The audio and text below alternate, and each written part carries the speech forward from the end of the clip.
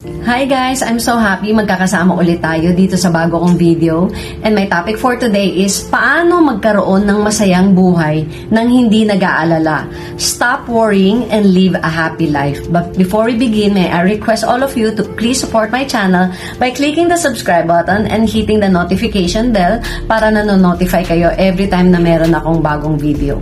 I think lahat tayo guilty dito dahil tayo by nature mahilig tayo mag-worry, especially kung meron tayo mga tanong sa buhay natin at wala tayong nakukuhang sagot.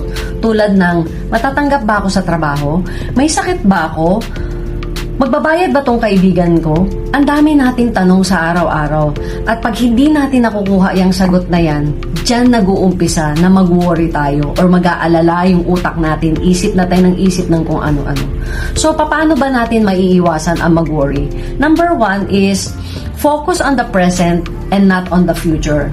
Araw-araw marami na tayong mga problema at wag na natin pag-isipan pa kung anong mangyayaring bukas, mangyayari next week or susunod na buwan. Ang gawin natin dito is i-focus natin kung ano muna ang problema natin ngayon araw. Bibigyan kita ng example. May taong nag-worry na, matatanggal kaya ako sa trabaho? Isip sila ng isip, umaga, gabi, isip sila ng isip, only to find out na promote pa pala sila sa trabaho. So, nasayang nyo lang rin yung oras ninyo sa kakaisip. Mag-focus tayo kung anong pwede nating gawin ngayon. Maniwala tayo na lahat ay maging maayos kinabukasan. Number 2 is hanapin natin yung solusyon kaysa problemahin natin yung problema. May mga bagay kasi na hindi na natin kontrolado. So kung meron kang naisip na solusyon, di gawin mo. Mag-take action ka. At kung hindi mo naman kontrolado ang isang bagay, ipagdasal mo yan. Tanggapin mo na ang Diyos na lang ang makakatulong sa'yo at i-let go mo na lang lahat ng pag-worry mo. Number 3 is face your fear. Lahat tayo ay may takot or may kinakatakutan kasi hindi naman natin hawak yung future eh. Ang maganda, harapin natin yung problema natin. Hindi siya madaling gawin pero mas mararamdaman mo na mas powerful ka over doon sa problema mo.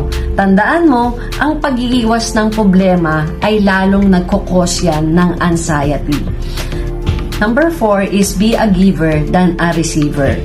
Pansinin mo, every time na meron kang natutulungan na tao at nakita mong naging masaya sila, iba ang pakiramdam mo dahil feel mo, mas blessed ka at mawawala yung focus mo sa pag-worry.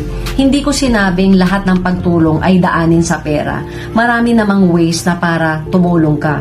Example, magbigay ka ng oras. Kung ang tao may problema, just a listening ear, pagtulong na rin yun. Yung kunyari, may nasira sa kanila, sa bahay nila, kailangan nila ng tulong mo, tulungan mo sila. Yung simpleng spread of kindness, maganda rin yun. Mag-focus ka sa mga bagay na meron ka rather than sa mga bagay na wala ka. Kahit maliit or malaki, kung ikaw yung taong grateful, iiba ang pananaw mo sa buhay mo. Mas lalo ka magiging positive. Challenge your positive thoughts. Pag nag-umpisa ka na nag-worry or may pumapasok na negative thoughts sa utak mo, palitan mo ng positive thoughts. Paano ba yun? Mag-isip ka lahat ng mga blessings mo. Yung tuwing umaga, nagigising ka pa, yung araw-araw meron kang nakakain, yung wala kang sakit. Ang daming pwede ipagpasalamat kasi araw-araw, for sure ako, meron kang blessing na tatanggap mula sa Panginoon. Practice ka ng mga bagay na makakapag-relax sa'yo. Example dyan is exercise. Very powerful na stress reliever or mood booster ang exercise kasi lumalabas yung endorphin hormones mo at nakaka-improve yan ng well-being mo. Mag-deep breathing ka, magpamassage ka, magpaspa ka, i-enjoy mo yung buhay mo. Mabuhay ka ng may purpose. Hanapin mo yung mga bagay na gustong-gusto mong gawin. Pag nahanap mo na yung purpose mo sa buhay, magkakaroon na ng meaning ang buhay mo at magkakaroon ka na ng sense of direction. Unti-unti, marirealize mo na hindi ka na pala nag-worry. Instead, napapalitan na yan ng sense of fulfillment. I want to share 2 Bible verses with you.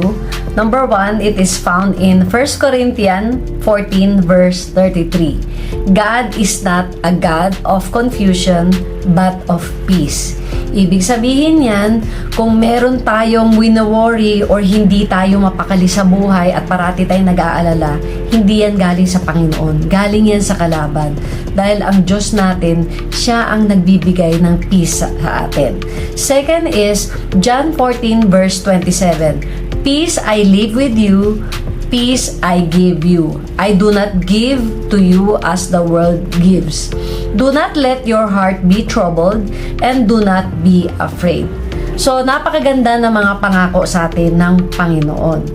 Kayo ba, meron ba kayong kwentong worry? Or ano ba yung mga wino-worry nyo sa buhay nyo? Please write on the comment section at sabay-sabay tayong matuto. If God permits, magkita-kita ulit tayo sa next kong video. Bye for now!